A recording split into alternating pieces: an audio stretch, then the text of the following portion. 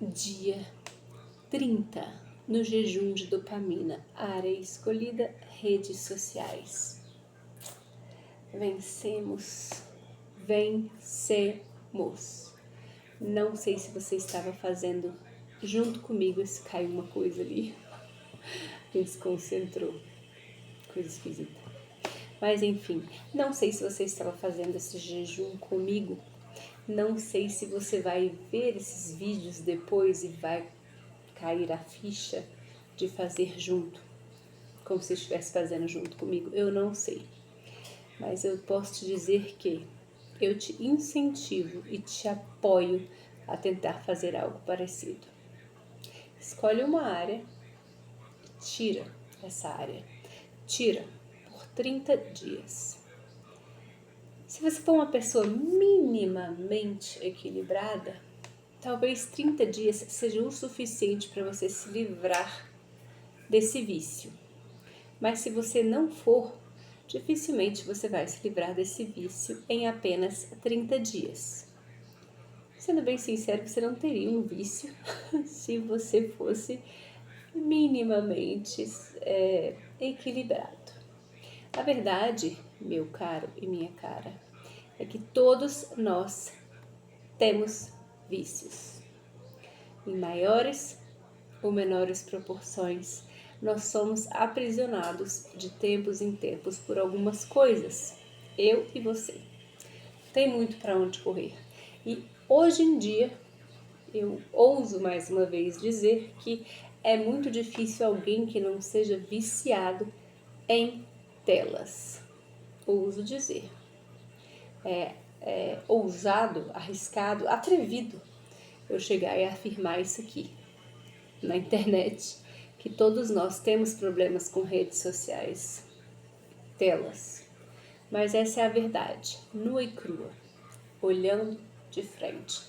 É muito difícil alguém que não tenha este vício. E esse é um vício que, se a gente for parar para pensar, é bastante preocupante. Porque há quantos anos temos redes sociais nos celulares? Tanto acesso. Se a gente for parar para olhar para trás, é muito curto tempo, é muito pouco tempo. E já temos graves sinais de pessoas com dependência cada vez mais cedo. E não são só as crianças, porque se você andar na rua, você vai ver idosos também, todos mexendo no celular. É uma coisa assim complicada, muito difícil de lidar. Eu já te falei, eu gosto muito de andar, caminhar nos lugares e gosto muito de andar de metrô. Sempre que eu tenho a oportunidade de poder escolher, eu vou optar por ir de metrô. Primeiro que a gasolina tá cara, segundo porque eu gosto mesmo de botar minha mochila com tudo que eu preciso nas minhas costas e eu gosto de andar de metrô. E é assustador observar que, sei lá, 95% das pessoas que eu vejo na rua e no metrô estão olhando o celular, mexendo no celular. Às vezes tem um ou outro que não mexe no celular.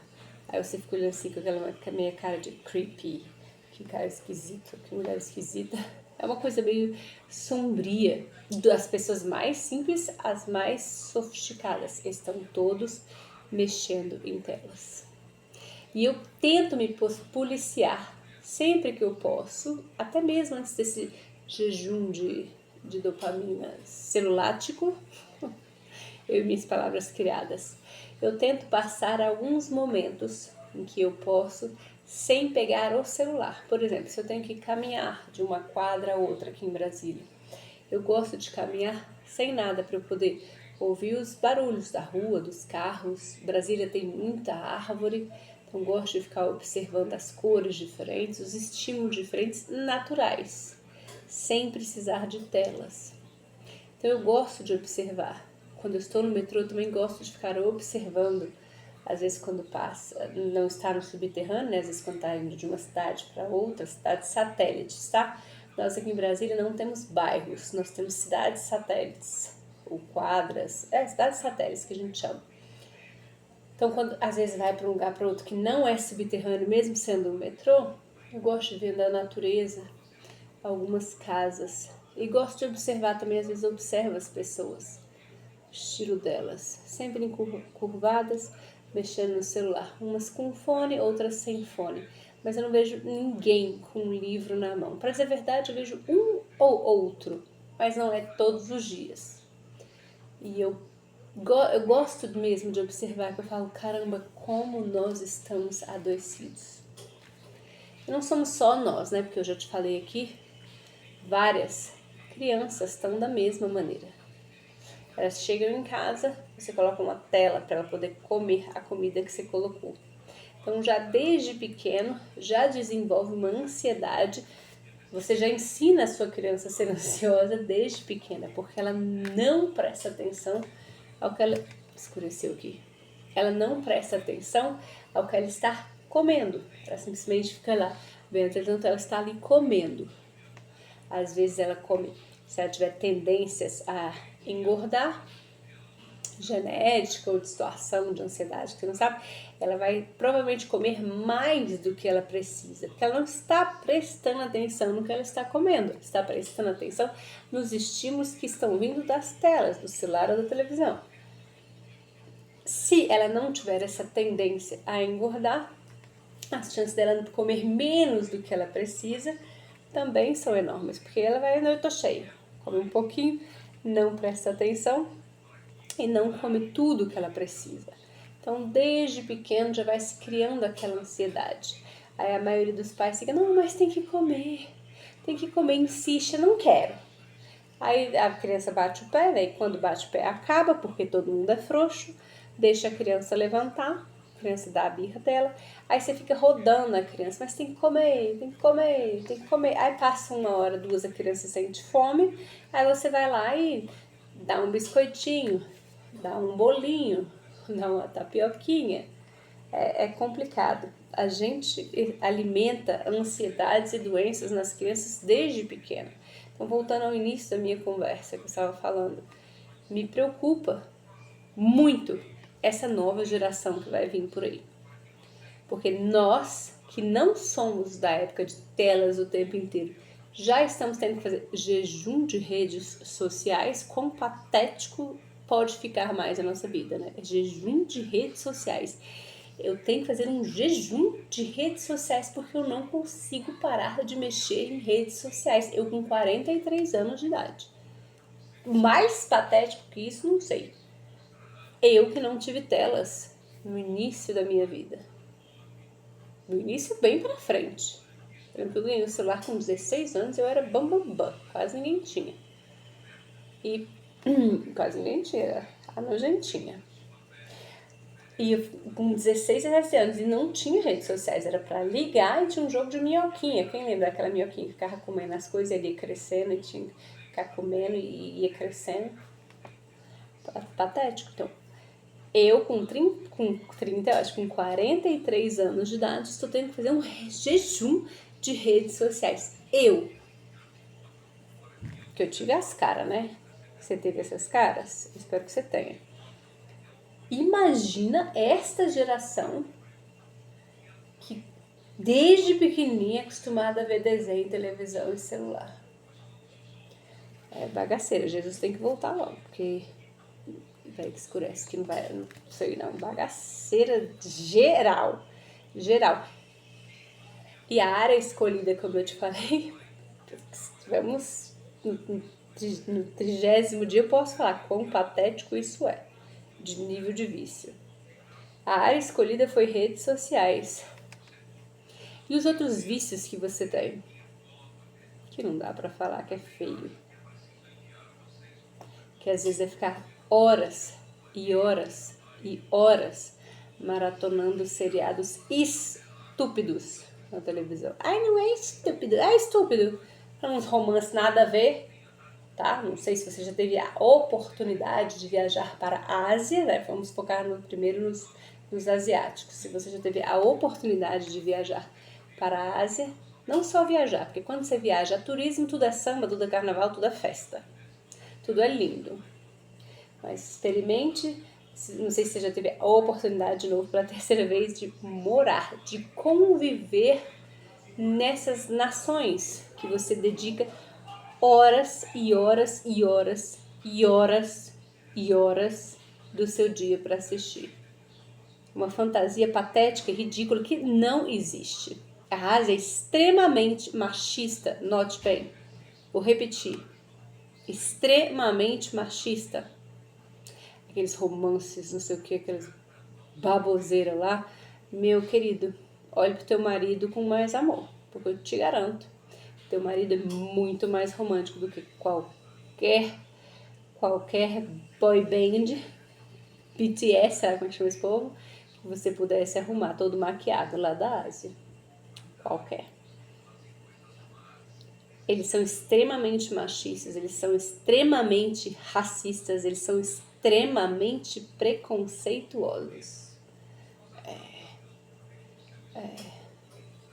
Aí você fica dedicando horas e horas e horas para histórias da carochinha, ou seja, você está no caça-níquel, a caça-níquel é redes sociais, né? Mas você está em outra ala do cassino que você criou dentro da sua mente, vivendo ilusão e se alimentando daquela baboseira, porque aquilo lá não é a realidade. Já não é a realidade pela cara dele. Se você passar um demaquilante ali, sai outra pessoa. Você até fala, Deus me livre, o que é isso? Já começa por aí. Então, todos magrelinhos, difícil achar um bombadão ali. É bomba mesmo, porque se é difícil para nós, brasileiros mais gordinhos, ficar forte, imagina eles que são geneticamente palitinhos. Então, assim, a gente tem que... Então, você escolheu entrar naquela ala do cassino de ilusões. Então, você dedica horas... Escurece. Horas e horas e horas e horas do seu dia. Você sacrifica o seu relacionamento com os seus amigos, com o seu marido ou esposa, com os seus filhos, com os seus animais, tudo para ficar horas e horas se alimentando naquela ala do cassino mentirosa, porque não é a realidade. Não tô mentindo e não tô sendo preconceituoso. Preconceituosos são eles. Já morei lá, posso falar. Extremamente preconceituosos. Se for para assim, escolher um, sei lá, acho que eu talvez seria a China. São os mais abertos para estrangeiros. Por incrível que pareça, te tratam melhor. Vai lá para Tailândia. Vai lá pro Japão. Vai lá pra Coreia.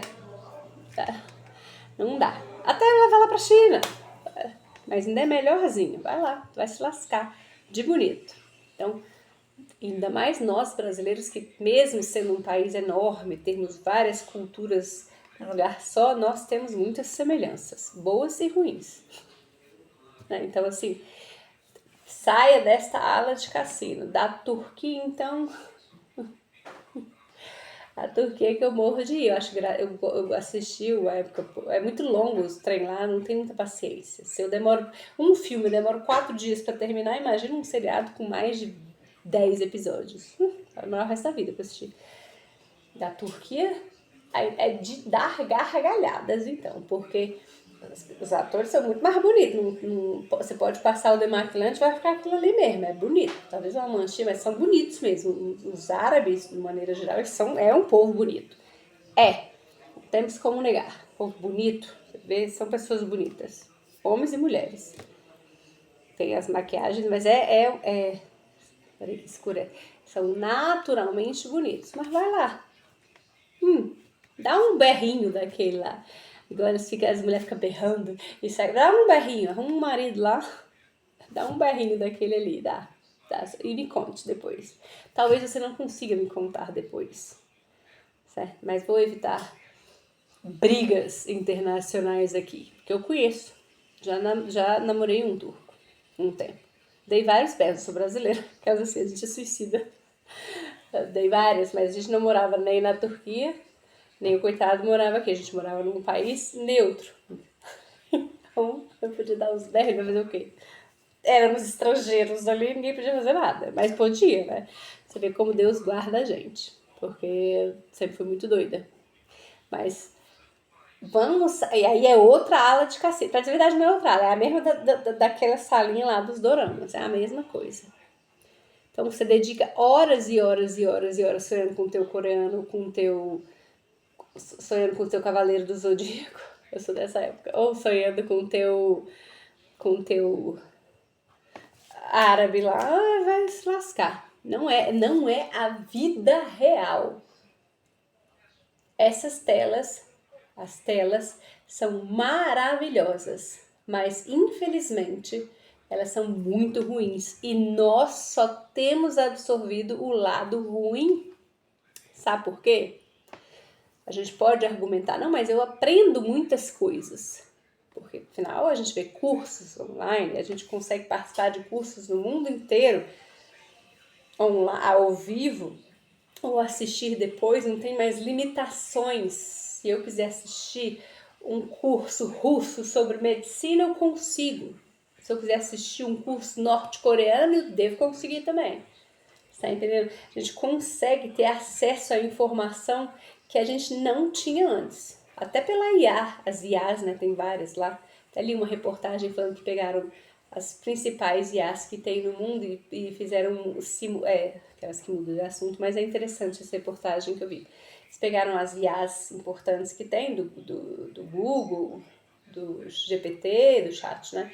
E mais umas 4 lá que eu não conheço. E simularam mundos virtuais como se as IAs controlassem o mundo. E todas deu muito ruim. As destruíram, as principais destruíram a humanidade. Eu acho que eles... Olha que interessante isso. Não sei até que ponto é verdade, não sei o que é carochinha, não sou dessa área de tecnologia, mas eu leio de tudo, você me conhece. Mas eu achei interessante que teve uns comentários lá que falou, nem a IA aguentou a gente. As IAs viu a gente como funcionava como seres humanos, já destrói esse povo aí que não dá certo. Tipo, reseta. Deu errado essa humanidade, vamos resetar e fazer uma nova. Achei muito interessante isso, porque só Deus, cara. Deus que criou eu e você, só Deus, tá? Se for cair na mão de IA ou de qualquer coisa que vai cair, né? Estamos aí aguardando o anticristo se levantar e o fim do mundo começar a bagaceira. Nem eles dão conta da... A gente é muito, muito doido, só Deus mesmo. Mas enfim, a gente fica se iludindo, preenchendo os nossos dias de nada. Então, mesmo parecendo que a internet é algo positivo, e é realmente algo positivo para conhecimento, integração, conversar com as pessoas, expandir o conhecimento, eu acho muito bom. Compartilhar conhecimentos, compartilhar estudos que às vezes ajudam de medicina, de não sei o que, eu acho muito legal isso, muito bom. No entanto, o preço que nós, manada, temos pago é muito caro, porque foi-se embora a nossa sanidade mental. Vou voltar a repetir hoje, nesse último dia. Quem de nós, hoje estamos em junho, no meio de junho, leu... bateria de novo, peraí, entendi. Quem de nós, estamos no meio do ano, leu pelo menos um livro de papel? Tá para a cara, pelo menos um. Quem de nós conseguiu ficar pelo menos 3 horas sem chegar em redes sociais, em telas, em nada, só conversando, prestando atenção nos filhos, brincando, caminhando no parque? Quem de nós ficou sem nenhum estímulo, nem mesmo música, por que seja 2, 3 horas? Estamos em junho. Nenhum de nós. Nem quem tá lá no meio do mato. Porque quem tá lá no meio do mato, você sabe que eu gosto de fazer trilha, essas coisas, a gente leva o celular pra tirar foto e filmar, pra ficar se exibindo. E eu tirei várias e fiquei pensando, me exibindo pra quem se eu não tenho mais Instagram? No começo deu uma depressão, assim, sabe, um vazio, eu falo, nem vou tirar foto, vou mostrar pra quem? Só que como eu sabia que ia durar só 30 dias, eu vou tirar, porque depois eu vou voltar. Nós somos patéticos. Aos 43 anos de idade, eu tô tendo que fazer um jejum para parar redes sociais. Eu imagino que vai ser das nossas crianças quando crescerem. Ai, não, já estão medicadas. Já estão todas medicadas. Ai, se você não levar seu filho num psicólogo, meu Deus do céu, você é a mãe extraterrestre. Eu já sou vista como extraterrestre. Minha filha vai comendo de casa até a escola uma carne. Eu já enfio lá 150 gramas de carne para ela na primeira refeição dela, com gordura derretida. Ela não tem o paladar para comer nem carne nem gordura, infelizmente, porque no começo da vida dela eu estava muito depressiva, então eu dei fórmulas para ela. Depois eu estava me reerguendo, da outra metade da infância dela, então ela comia de tudo. O mundo não se come carne, a carne é um acessório, os carboidratos é o principal. Nós, seres humanos, hoje em dia somos vegetarianos com um gostinho de carne, sabor carne, que a prioridade dos nossos pratos não são carne mais, e nem é ofertado para as crianças. É só você olhar o prato dos seus filhos que você faz. Seu prato, vai no restaurante ver, a carne é a menor porção. A maior porção sempre vai ser os acompanhamentos da carne, da proteína. Nós somos vegetarianos. Estamos criando nossos filhos vegetarianos com sabor carne. Então eu já taco na minha filha. Então, voltando, como minha filha, parte da vida dela foi criada vegetariana, com sabor carne, igual todo mundo. Quando eu fui para carnívoro, eu entendi, ela adoeceu, eu entendi a importância de botar carne para dentro. Ela não gosta, o paladar dela não gosta de carne. Ela come, não gosto. Não gosto. É triste, porque eu sei da importância. E mais triste ainda, porque ela é obrigada a comer. E mais triste ainda é porque ela reclama e eu tenho que aguentar a reclamação. Até certo ponto, porque às vezes eu dou uns berros e falo, vai comer! E come. Não tem essa, não tem negociação. Não tem negociação, não se negocia com um terrorista. Tem, se eles tiverem uma vítima lá e você quiser salvar a vítima, não tem vítima nenhuma. Ela vai ser a vítima. Eu já entro atirando sniper, sabe? Não, vai comer e acabou, não tem discussão. Senta e come. Como a gente vai de carro até a escola dela, ela vai comendo. E tem que comer. Quero nem saber, não tem negociação. Eu não negocio com mini terrorista. Pra dizer a verdade, eu não tenho um mini terrorista dentro de casa. Quem manda sou eu e acabou. Ai, meu Deus, vai traumatizar a criancinha. Já ouvi isso. Ai, Marquela, não pode falar isso. Tudo pra você é obrigada, ela é obrigada. Ai, você não sabe tanto que isso é ruim. Ai, eu cresci isso toda traumatizada. Tá lá, mulher, mais nova que eu, toda medicada, medicando a bosta dos filhos dela. Triste, triste, triste. Eu tive que ouvir, ai, Marquela, cuidado pra falar, não fala assim que vai traumatizar sua filha, é o que eu mais escuto. Vai traumatizar sua filha. Traumatizar por quê? Tá bem? Respondem, já fosse traumatizada, porque antigamente os pais eram mais brutos mesmo, eu tenho que concordar. O bicho era cavalo, né? Não comer a chinelada, voar. Não tinha esse negócio de não comer, tinha que comer, era obrigada a comer. Eu entendo os traumas de muita gente aí, entendo, de verdade. A minha filha, ela argumenta. Não gosto, que coisa horrível, que coisa chata, que não sei o quê, que não sei o quê. Eu falei, não importa, vai comer. Já comeu? Entendeu? Ela pode argumentar. Só que não tem argumento para isso. E ela sabe que não tem argumento para isso, porque eu não a trato como uma idiota. Conforme ela foi crescendo, eu fui explicando, mostrando exemplos e sendo um exemplo. Não adianta você virar para o teu filho e falar, você não pode ficar o dia inteiro no celular, se você fica o dia inteiro no celular. Não adianta você virar para o seu filho e falar, coma mais proteína, coma mais gordura, se você volta e meia vai comer um cachorro quente, uma pizza, um chocolate, não sei o que. Seu filho não é idiota, ele sabe que você está comendo, mesmo escondido. Ele sabe. As crianças, quando a gente parar de tratá-las como idiotas, mas como pessoas, seres humanos, as coisas vão fluir melhor. Então, voltando àquele negócio de vai traumatizar sua filha. Eu falei, gente, eu falei, né? Eu evitava falar porque eu bato de frente, mas não bato tanto, porque cada um tem suas dores, eu entendo, não deve ser fácil ser pais e mães de autistas, não deve ser fácil, e a filha dela não é fácil lidar com seus traumas, seu medo, é difícil, é suado, é sofrido numa sociedade que você tem um filho diferente, é complicado, cansativo, então é melhor você enfiar macarrão, telas, celular, doce, te alivia, eu entendo isso, eu juro que eu entendo. Mas não vem me questionar, ou questionar quem resolve ir contra a maré que sou eu mesmo. Porque pra mim é mais fácil ter deixado. É mais fácil vir a falar, não quero. É mais fácil pra mim falar, não quer fazer, não faz. Vai ver a televisão. Para de me perturbar. Seria mais fácil. Mas não tem como. Se você não é exemplo, você não pode falar nada. E por que eu volto sempre nessa área de crianças? Porque é a área que ninguém tá nem aí.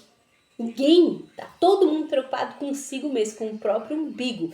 Aí fica aquela culpa interna, porque não sai. Se Deus te deu filhos, porque você tem a natureza para ser mãe e para ser pai. Ele te deu filhos, então você tem isso grita dentro de você e você não está fazendo o seu papel. Aí você passa o tempo inteiro fazendo nada, deixa a criança ali, aí fica aquela culpa. Aí o que você faz para tentar atenuar aquela culpa? Você dá presentes, compra as coisas, deixa fazer o que quiser, deixa reclamar o que quiser, deixa comer o que quiser. Afinal, coitadinho. Coitadinho por quê? Ele tem casa, tem comida, tem roupa lavada, tem internet para fazer os trabalhinhos dele, tem luz, tem tudo. Não tem que atravessar 5 horas e meia de bote para chegar numa escola. Coitadinho por quê? Aquela culpa que massacra a gente, e eu falo isso porque eu passei por isso também. Como eu estava muito doente quando a minha filha era pequenininha, depois eu fiquei mal. Foi lixo de mãe, isso não sei o que, isso não sei o que, isso não sei o que. E o diabo aproveita, que ainda usa as pessoas para terminar de jogar terra lá no seu caixão, realmente. É muito difícil lidar com isso. E a gente fica dando coisas por culpa. E aí a gente fica culpado e fica consumindo as mesmas coisas. E não consegue mudar. Fica dentro de uma rodinha de rato, girando e não sai do lugar. Vamos demolir esse cassino. Vamos nos recusar a ficar com esse cassino em pé. Chega, não dá mais. Vocês viram que eu tô mais loira? Mudando de assunto. Ó, ainda fiz mechas rosas, sempre quis fazer azul. Mechas rosas aqui, ó. Minha filha falou, você já é velha pra fazer isso? É porque eu sou ditadora com ela. Queria ver se fosse antigamente. Alguém virasse para um pai e para uma mãe ditador e falasse, nossa, é velha, que ridícula. Ia levar um tabete. Minha filha fala. Não fala pra frente de todo mundo, nossa, é velha, vai fazer isso no seu cabelo? Virei pra ela, vou. E me achei o máximo. E aí, enfim, tô nem aí. Mas você viu, ficou bonitinho. Ó, refiz as luzes. Faço uma vez por ano, que eu vou ficar horas no salão mais de uma vez por ano. E aproveitei e fiz as mechinhas rosas. Achei o máximo. Minha adolescente. Não tenho esses complexos de adolescente, mas eu sempre quis mesmo. Mas enfim, a minha filha argumenta, fala. Eu dou essa liberdade para ela, eu incentivo ela a questionar. Questionar é uma coisa, não fazer o que tem que ser feito é outra. Não abro mão. Não abro mão dela estar dormindo às 8 horas, ela vai deitar às 7h30. Não abro mão das 8 horas ela está dormindo. Não abro mão. Se ela não conseguiu concluir as obrigações que ela tem para fazer no dia, no outro dia eu acordo ela às 5 da manhã, ela tem que sentar e fazer tudo. Mas a criança precisa dormir, a criança precisa dormir à noite. Foram várias e várias vezes que eu vi no grupo da escola dela, o povo 9 horas da noite, 10 horas da noite, mandando mensagem, gente, qual é o trabalho para amanhã? Qual é o dever de casa? Tem horas que eu falo, vou sair desse grupo aqui por não pecar. Mas graças a Deus eu me controlo, não falo nada. Só para você ter que me ouvir aqui. Porque é patético isso. Patético eu e você, velhos, tendo que fazer jejum de redes sociais. Porque a gente não consegue se controlar. Nós que pagamos as contas, nós que trabalhamos, nós que somos os adultos, nós que educamos. Nós. O que vai ser dessa geração? Não sei. Nem quero saber. Porque eu não tô criando minha filha nessa geração. Estou criando ela aqui, dentro da geração, óbvio, não tem como tirar ela do mundo completamente, que ela vive aqui. Mas estou criando ela com a mentalidade diferente. Por quê? Porque eu estou mudando a minha mentalidade. Já tem 8 anos, vai fazer 9? Já vai ter quase 9 anos que eu tenho mudado a minha mentalidade. E não é fácil. Não é fácil. E eu vejo ela florescendo com coisas que eu demoro muito. Eu nem vi a bateria quando tá aqui. Se sumir lá vou eu ter que botar pra carregar e começar a gravar de onde parou. Eu vejo ela florescendo em áreas que eu jamais vou florescer. Jamais. Tem pessoas que aprendem as coisas mais rápido. Tem pessoas que aprendem as coisas muito devagar. Tem pessoas que conseguem se treinar para aprender, pelo menos. Eu sou essa pessoa. Eu com certeza não aprendo rápido. Eu com certeza não aprendo devagar. Eu sou uma pessoa que tenho que me treinar para eu aprender alguma coisa. Isso é muito triste de falar. É muito vergonhoso e eu tinha muita vergonha. A minha vida inteira eu me escondia, porque eu sempre fui a descolada que conversava com todo mundo, a popularzinha, a legalzinha. E ninguém sabia as dificuldades que eu tinha para conseguir passar numa prova. Eu escondia as minhas provas que eu tinha vergonha. Eu reprovei numa escola, aí fui lá e mudei de escola, achei uma melhor. Convenci os meus pais que a outra escola era melhor e era mesmo. Tinha recém-chegado em Brasília, eles nunca procuravam nada, não questionavam nada, mas sabiam que era melhor e me mudaram. Nos mudaram, acabou que meus irmãos foram arrastados juntos. Assim ninguém ia descobrir do povo que eu andava. Da escola, ensino médio. Mudei. Aí nessa escola passei um ano meio que muito difícil, que era afinal era uma escola não existe, muito boa. Aí fiz outro ano muito capenga e eu vi que eu ia reprovar de novo. O que eu fiz? Aí eu já tava quase com os meus 18 anos. Eu já tava pra sair mesmo. O que eu fiz? Fui fazer um intercâmbio. Afinal, o inglês é muito importante. Fui fazer um intercâmbio. Quem vai questionar? Ninguém.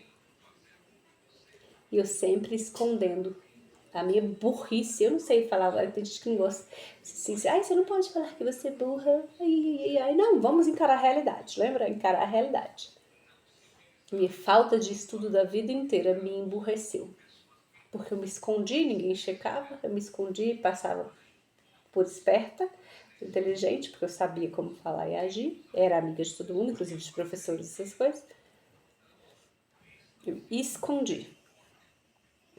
E quando chegava no ponto de que seria descoberta, obviamente, aquela nova sociedade da escola que eu convivia, ver que eu tinha reprovado, eu me mandei fazer o intercâmbio. Quando eu voltei do intercâmbio,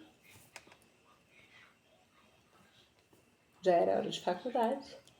Então eu voltei, entrei num cursinho para faculdade. Porque naquela época fazia cursinho para passar no vestibular. Ouvi um comentário do tipo, já sei como você vai entrar na UNB. O UNB é a universidade pública aqui de Brasília. Ouvi esse comentário do meu pai. Eu ouvi toda empolgada, eu já tinha vários traumas e medos internos, vergonhas internas, não tratadas. Você pode fazer artes cênicas. Zoa da minha cara, né? Obviamente. Você passa, não tem concorrente nenhum. E eu ri, mas aquilo ficou. Aí eu fiz supletivo para concluir os 2 anos que eu tinha perdido e ninguém sabia, né? Só os meus pais, mas eles também não ligavam. Descobri uma universidade, nem era universidade na época, era faculdade. Que não precisava de vestibular nem nada direito, naquela época precisava. Passei até que bem, passei em 3º lugar lá, no vestibular geral. Fui lá pegar meu diploma todo feliz, fui zombada de novo. Minha família, nossa, o nível dessa faculdade deve ser horrível, né? Fiquei mal, são coisas que você vai guardando, mas ninguém te fala, vamos estudar, vamos trabalhar, vamos ver o que pode melhorar. Não, toma aí dinheiro, vai fazer o que você quiser, Então, os melhores aí que você quiser. E isso foi crescendo, essa incapacidade. Fiz a faculdade bem nas coxas, vocês podem usar esse termo, né? E quando eu já estava para formar, aí eu ia ter que arrumar um emprego, né? Tava todo mundo da faculdade estagiando essas coisas, menos eu. Porque eu era extremamente tímida. Sempre fui falante, sempre fui extrovertida, sempre mais para assim, procurar alguma coisa para eu fazer. Não, eu era muito tímida, muito reservada, muito. Porque o sentimento de inferioridade era gritante em mim. Aí, como estava na hora de formar e tudo, eu tinha me convertido, bem nessa época, pouco antes. Eu estava me convertido, eu uni o útil com o agradável. Bem, gatinho, não ia não, só. É nosso último vídeo dessa série. E eu decidi que o melhor seria eu ir trabalhar na China. Fui trabalhar na China.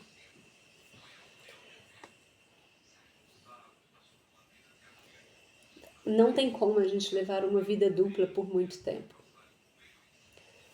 Igual eu falei, se Deus te deu filhos e um marido, a essência de ser mãe e esposa, ou marido e pai, está dentro de você.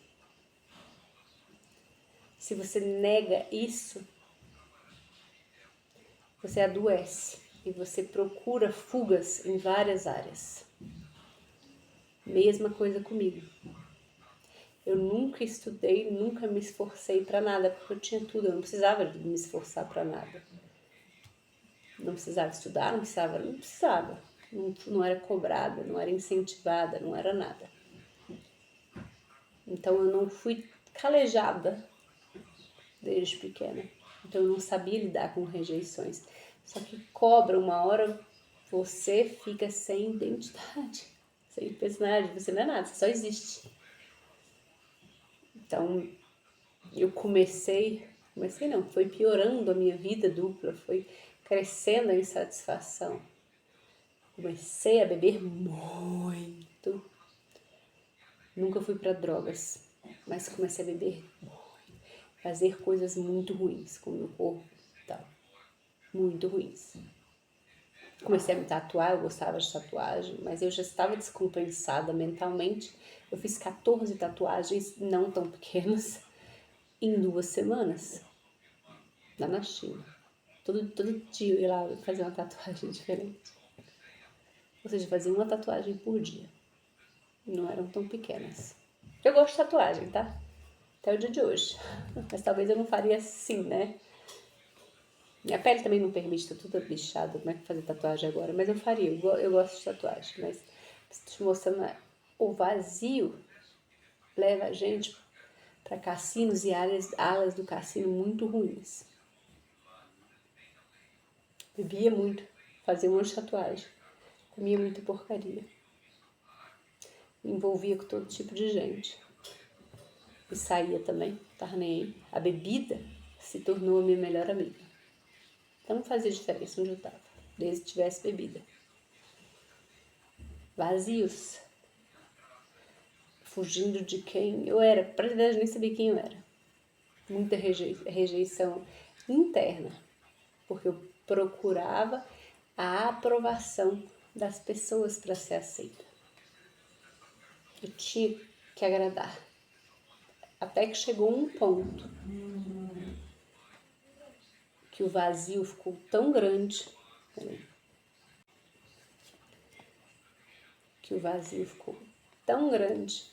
tão insuportável.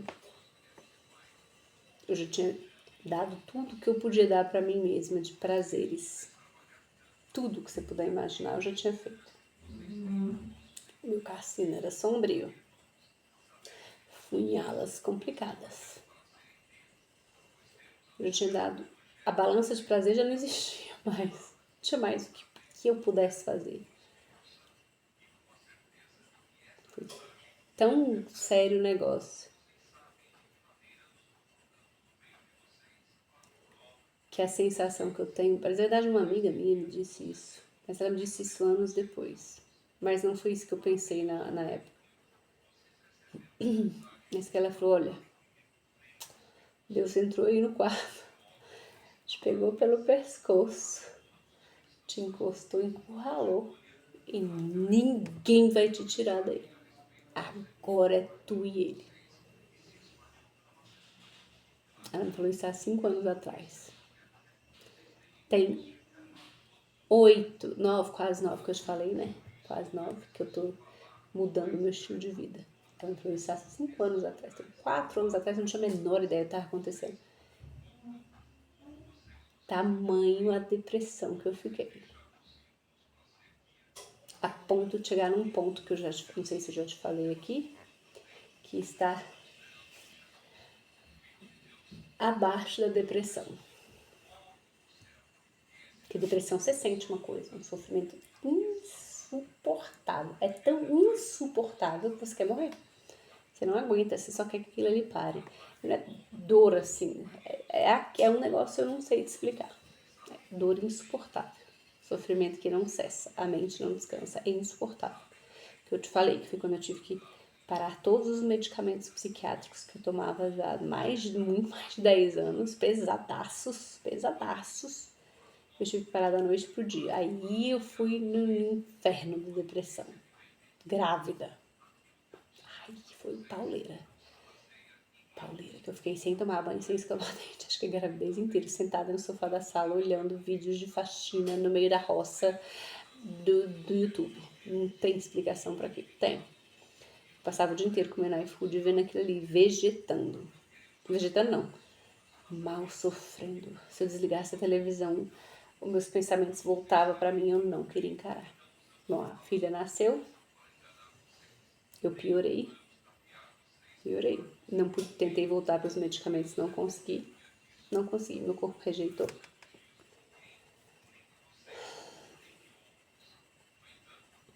E aí eu cheguei num ponto, acho que estava na gravidez ainda. Se é que é possível, aconteceu, que já não doía mais. Estava na gravidez ainda, me lembrei.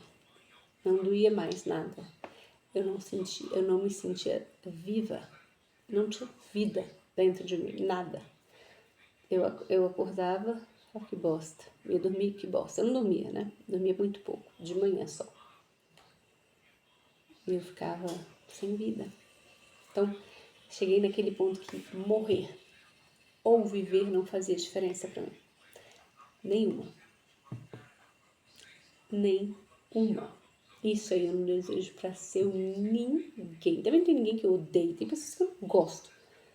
É raro. Mas tem às vezes algumas pessoas que olham assim, Mas se falar comigo oi normal, eu volto a gostar. Eu sou dessas. Eu não guardo mágoa de ninguém. Já tentei. Tentei segurar umas mágoas por um tempo. Mas eu não sei. Não guardo essa sacolinha de mágoas. Eu não guardo, graças a Deus. Isso é uma coisa boa. Eu penso assim, olha, uma coisa positiva em mim. Isso. Difícil eu guardar. Às vezes fico com algumas pessoas que eu quero conviver com essa pessoa. Eu só não quero conviver. Mas se tiver que conviver, eu não vou morrer, não. Fica de boas. Sabe? Então, assim, eu não desejo isso pra ninguém que eu passei. E foi muito tempo.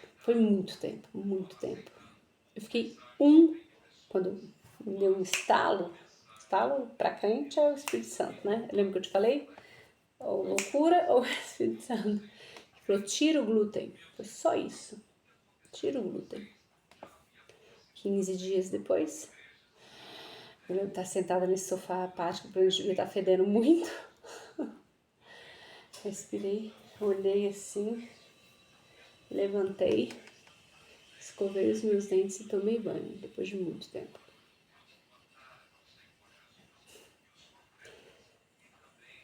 E botei o meu despertador. Eu não conseguia dormir, eu dormia muito pouco. Eu, como eu te falei, a minha hora de dormir era de manhã e bem poucas horas, mas de manhã.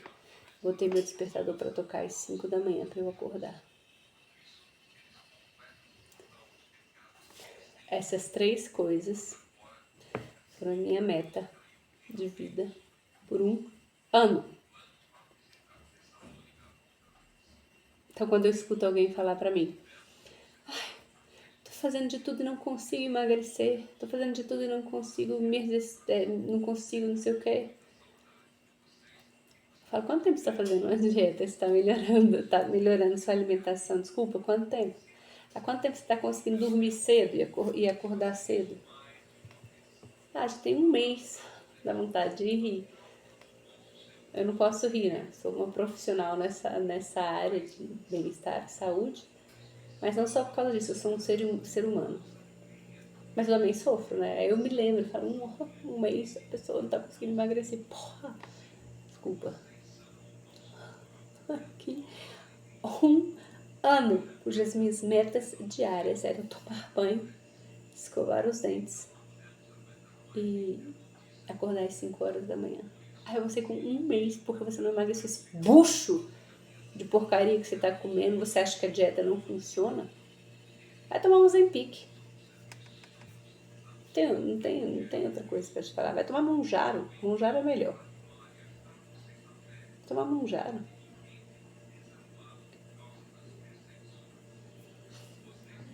Um ano. Depois desse um ano, tive um surto de esclerose. E eles queriam me botar nas medicações para esclerose de novo. E eu não quis. O quê? E eu ainda estava sofrendo detox dos medicamentos psiquiátricos. Eu sei o tanto que foi ruim me limpar deles. Eu sei. E aí,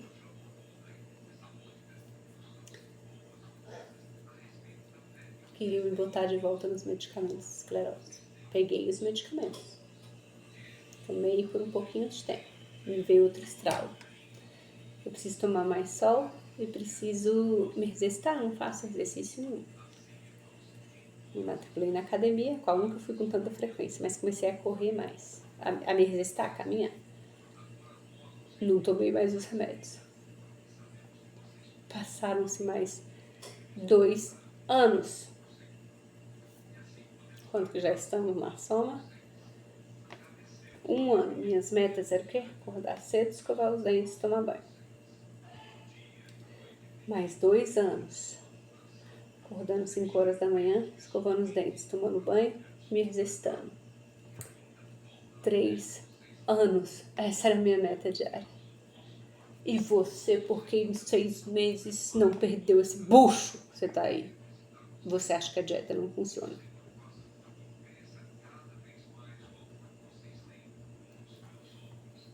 Tem mais coisas que levaram iguais.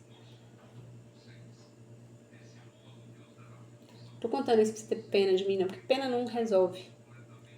A gente tem que encarar. Eu não sou vítima de ninguém. Por muito tempo eu culpei a maneira que eu fui criada, joguei na cara de todo mundo. Bom, bipolar, né, meu querido?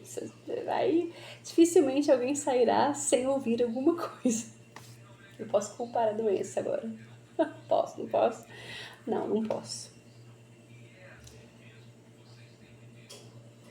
Quanto mais tempo a gente arrumar desculpas, mesmo que sejam laudadas, justificadas, como, você não sabe tanto que meu pai me batia, me trancava no banheiro vermelho e fazia xixi na minha cara. Acontece, tá? Tem cada coisa que parece que é de chorar, isso acontece. Não importa se você apanhava todos os dias, não importa se estuprava, é triste. São cassinos que formam dentro de você que é foda sair. É difícil, tem coisas muito surreais que a gente escuta e que chega na gente, às vezes a gente escuta assim, você quer sair e chorar. E eu volto e mexo, eu saio e choro, eu vou pra Deus. Eu falo, Deus, que é isso, meu Deus do céu? Eu falo, eu só fui a mais sofredora, não é? Aonde? Tem gente muito difícil, muito ruim, que passaram coisas muito ruins. Não importa o que você passou ou o que eu passei, não adianta a gente ficar lambendo as feridas, nem suas, nem minhas, nem falar coitadinho de você e coitadinho de mim, porque enquanto eu e você tivermos a mentalidade de vítima, nossa vida não vai mudar. A dieta nunca vai dar certo, o tratamento nunca vai dar certo, O casamento nunca vai dar certo. Os filhos nunca vão dar certo. O dinheiro nunca vai dar certo.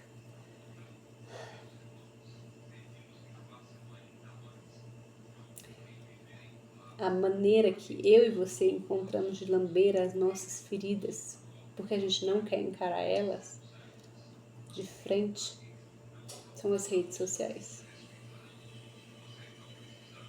A gente não quer encarar a merda que tá na nossa vida, a merda que foi a nossa vida, a merda que está na nossa vida, com ou sem dinheiro. A gente não quer encarar. Então a gente fica lambendo as feridas, ou seja, fugindo da realidade, em caça-níqueis, que são as redes sociais.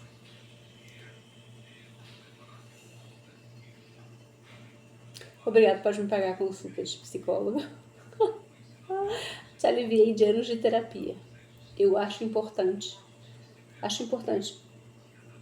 você chorar tudo que você passou. Eu chorei muitos anos. Muitos anos. Que absurdo que fizeram comigo, ou que não fizeram comigo. Que absurdo. Me traiu. Aquele gordo. Eu tão linda. Doida, mas linda, né? A cabeça. Olha o que pensa. Eu que fiz tanta coisa. Eu que era uma, virei outra. Fui largada quando era criança. Nunca se importaram. Só me financiavam. Eu sou muito burra. Eu não aprendo nada. Nunca vai dar certo pra mim. Eu leio e não entendo. Eu estudo e não aprendo. A pessoa vai lá mal, estuda e tira 10. Pra que eu vou ler se eu não tô entendendo? Nada dá certo, nunca vou passar nesse concurso. Eu falo sempre de concurso, que Brasília é movida a concurso, tá? Então eu sou fora da caixinha, assim, que eu não falo, não vivo essa realidade. Primeiro, eu acho que não era o que Deus tinha pra mim mesmo. E segundo, porque eu tinha muito medo antes. Hoje eu não tenho mais tanto. Não é que eu não tenho medo, hoje eu encaro. Ai, meu Deus. Só consigo ler romances baratos. Já ouvi isso, já me zoaram isso. Porque eu lia muito, eu sempre gostei muito de ler, mas por eu ter essas dificuldades mentais de concentração, de me achar burra, de demorar mais para entender as coisas, eu gostava muito de romances, de todos os tipos. Eu li desde nova, eu sempre lia muito, gostava de ler. Era o meu Instagram na época, a leitura. Os livros bobos, né? Aí me zoavam, né? Depois, eita, vai aquela bateria. Peraí, entendi. Aí me zoavam, né? Óbvio. As pessoas são assim. Ah, mas ele é só porcaria. Lê livro que não acrescenta nada. Ai, mas eu li não sei o que, li não sei o que, li não sei o que. Tipo, te menosprezando. Já ouvi muito isso. E eu, dentro de mim, eu ia me diminuindo. Mas eu não demonstrava isso. E ainda rebatia. Eu leio mais que você. Fiz mais que você, viajei mais que você, conheci mais que você. Eu nunca fui... Ai, meu Deus, sai correndo pra chorar minhas mazelas. Não, eu guardava aquilo lá e crescendo, mas eu Então, é difícil alguém se compadecer de alguém que reage, né? E eu reajo, nunca não reagi. Pra verdade, quando eu não reagi, aí eu acho que as pessoas se preocupavam. Meu ex-marido era um desses, porque como viravam um leão e despedaçava tudo, quando eu me calava e olhava, acho que ele até pensava assim, acho que você dormir aqui, eu talvez possa não acordar amanhã. Acho que ele teve esses medos durante muito tempo. Ai, meu Deus. Às vezes ele acordava e falava, ser casado com você é uma aventura, nunca sei se vou dormir e acordar no outro dia. Eu falei, é isso mesmo, pense bem, é isso mesmo, fico com este medo mesmo. Então eu reagia, mas eu guardava. Ia crescendo. E Deus me encurralou. Parede, eu tive que encarar. Se eu tenho que ler mais que os outros para eu aprender, eu não sou uma vítima. Eu vou ler mais que os outros para aprender. Se eu sou mais difícil de entender, eu vou ter que ler mais. E daí? Ai, que mundo injusto! Ai, que Deus injusto. A primeira que a gente questiona é Deus. Por quê? Por que você é tão cruel? Eu falava isso bem pouco, né? Porque, por quê? Na metade do meu porquê. Eu falava, não, eu sei, eu mereço pior, mas muito pior do que tá acontecendo comigo. Quando eu lembrava desse lugar assim, sombrio que eu tinha, eu ficava quieta. Mas várias e várias vezes nesses 8 anos, quase 9, eu chorava e falava, eu sei que eu mereço mais que isso, mas eu não estou aguentando mais. Eu chorava, não estou mais aguentando. Me leva. Mas eu tinha uma filha, eu falei, leva ela também, não dá pra deixar nesse mundo não, a cabeça. Vai cair na mão de quem? Do pai? Vai cair na mão de quem? Dos meus pais? Porque você quem é pior, vamos ver ali. Não aguento mais. E eu acho que Deus tem a mentalidade de parecer com a do David Goggins, quando você acha que você tá no seu limite, não dá mais, ainda falta uns 40% que você não atingiu ainda de sofrimento e pá! Aguenta! Sim, e aguentei, né? Estamos aqui até hoje, estou até gravando um vídeo pra vocês, sei lá quanto tempo já tá e você está me assistindo. Porque aguenta. Tem uns 40, de acordo com o David Goggins, tem um limite ainda. Quando você chega no seu impossível, já deu o seu limite, não tem como mais. Ele fala que não tem mais 40% que você dá conta. Como Deus criou o David Goggins e me criou e te criou, às vezes ele acha que é 40% e Deus fala, não, meu bem, ainda falta 100, ainda tem aí 80% que dá pra apertar ainda. Então é um tipo de argumentação que eu nem ouso falar muito, sabe? Eu falo, beleza, manda aí, mas fortalece. A minha oração é só essa, me fortalece pra passar pelo que tem que passar. E pelo amor de Deus, quando é que vamos sair dessa parede encurralada? Algumas pessoas, talvez eu seja uma dessas, nunca vão poder sair do miudinho com Deus, que a gente gosta de falar os crentes, né? Porque se sair, se perde. Vai que eu volto para aquele cassino. Sabe-se lá, né, de onde eu saí, eu não vou falar, não é o objetivo disso aqui. Eu não confio em mim. Se você confia em você e fala, jamais farei aquilo novamente, muito cuidado consigo mesmo, que às vezes você faz pior. Ou em outras áreas. O cassino tem vários quartinhos. Vários. Muito cuidado, não confie em você também. Fique em vigilância. Fica vigiando. E as redes sociais se tornou a minha e a sua fuga. O não querer encarar. O não querer passar pela dor do que tem que passar. De que é um saco ter que ter paciência com as crianças que querem ficar falando 24 horas por dia no seu ouvido. Quer ter paciência com a criança, você tem que sentar e falar, vai fazer sim. E ser firme, não vai comer essa porcaria, não. Vai dormir essa hora sim. Engole esse choro, senão eu vou te dar um motivo para chorar. Nunca fiz isso com minha filha. Ela quer chorar, chore. Que é ruim, né? Ela engole esse choro. Não deixa a criança chorar. Mas não grita. Eu falo para ela, pode chorar, mas não grita. Chore educada. Me olha com tanta raiva. Eu falei, pode olhar com essa raiva, não tô nem aí. Mas é uma raiva com amor porque passa. A gente tem que encarar. Que é chato. Que às vezes você vai, que tudo que você queria era deitar no sofá e assistir uma porcaria de uma coisa ilusória, que você sabe que é ilusória, vai assistir Nárnia, vai assistir Senhor dos Anéis, sei lá, melhor. Você, qualquer coisa, você quer assistir e não dá, porque teu marido quer conversar, ou quer te contar alguma coisa, ou quer reclamar de alguma coisa, ele também é um ser humano. Ou ele tá cansado.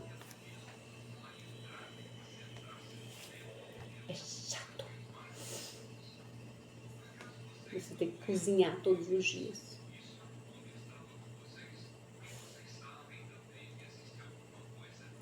Então, redes sociais é o nosso fuga dessa realidade que nem sempre é mar de rosas. Às vezes é chato, mas tem lados positivos. Quanto menos redes sociais, quanto menos telas você se expor, mais graça você vai achar nas coisas que tem que se achar graça. Nos teus filhos crescendo, falando com você, querendo a sua atenção. Seu marido a mesma coisa, sua esposa a mesma coisa, ou seus pais. Seus pais eles querem sua atenção, não importa o tão bosta ou sei lá o que eles foram com você, Eles são velhos, eles querem a sua atenção, 1 minuto da sua atenção. Quem é você, ou eu no caso, para julgar eles? Eu julguei muito tempo. Esses chororô todos meus. Basta para Deus. Quem sou eu para julgar como se eu fosse melhor? Ou você pode fazer igual eu, mas eu não fiz o que fizeram comigo. Tá, não fez, que bom para você. Já viu sua vida? Às vezes eles fizeram coisas melhores para eles mesmos que você não faz. A gente tem que encarar a verdade. A gente não pode julgar. Se Deus fala que a gente não pode julgar ninguém, ele tem um porquê aí. Tem um porquê nisso daí. Ninguém quer dizer ninguém. Tem uma briga lá, acho que foi o apóstolo Paulo que falou, não lembro. Foi Judas não foi o que traiu Jesus. Judas falou assim, cara, vocês xingam, essas pessoas xingam os líderes, xingam as coisas sem saber. Falou assim, nem acho que foi Miguel, não sei, o anjo lá quando estavam disputando o corpo de Moisés, né, na montanha, nem ele virou para Satanás e xingou, falou qualquer outra coisa, não, virou e falou assim, que Deus te julgue, um troço assim. Eu esqueci agora, que horror. É só um capítulo e eu esqueci a palavra que ele falou, que Deus te julgue, que Deus faça o que tem que fazer contigo pro diabo. Mas vocês falam todo mundo, critica todo mundo, aponta dedo pra todo mundo, julga todo mundo. Cara, isso é pra nós, isso é muito sério. Se Deus fala pra eu e você não julgarmos ninguém, quem sou eu pra chamar os outros de bosta, de não sei o quê? Eu falo pra Deus. Se eu estiver muito atribulada, mais um termo crentez, aí se eu tiver com alguma amiga muito próxima de mim, pá! Aí depois assim que eu falo, pá! Eu falo, pronto, falei, passou, melhorou. Quem é muito próximo a mim já sabe, pronto, botou pra fora, passou, eu falei, passou. Minha amigo mesmo de verdade não vai te apoiar quando tu estiver falando mal de alguém. Não vai. Vai só ficar calado, ouvir, dependendo, falar, para de estar reclamando, então passou, relaxa, acabou, assunto encerrado. Não vai ficar dando corda. Porque dando corda tá condenando você e ela. Amigo de verdade não te apoia nos erros. Te escuta e fala, beleza, vamos orar, passou. Entrega pra Deus, passou. Eu sou das que explode. Eu não guardo nada. Eu guardar, eu adoeço, eu sei disso, sabe? Mas tem gente que guarda. Então eu falo, põe pra fora. Eu me incentivo, põe pra fora. Se não quer falar comigo, não quer falar com ninguém, vai pra Deus. Caceta! E limpa o coração. Sem xingo, sem nada. Foi um prazer enorme estar com você 30 dias seguidos. Diariamente. Com você. Não se preocupe com o tempo que vai levar para você conseguir mudar a sua vida. Não se preocupa. O importante é que ela tem que mudar. Um dia é mais importante do que um ano. Você nem sabe se vai viver. Você pode ser atropelado amanhã e morrer. Mas você viveu hoje.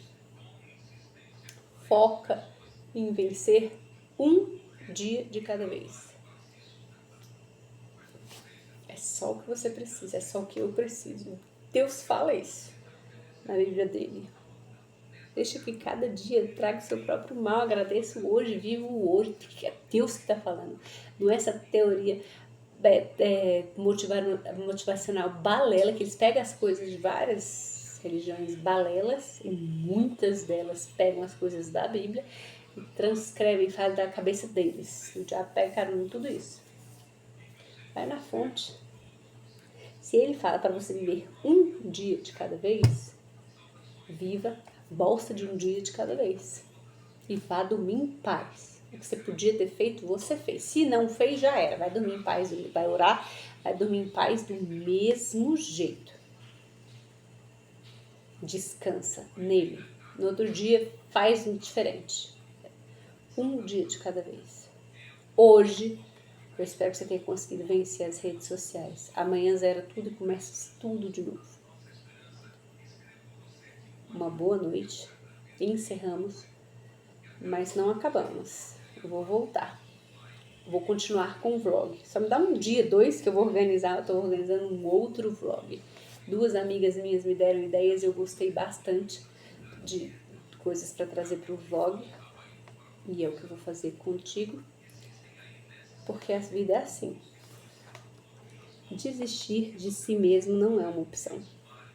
Amém? Boa noite. Espero te ver em breve.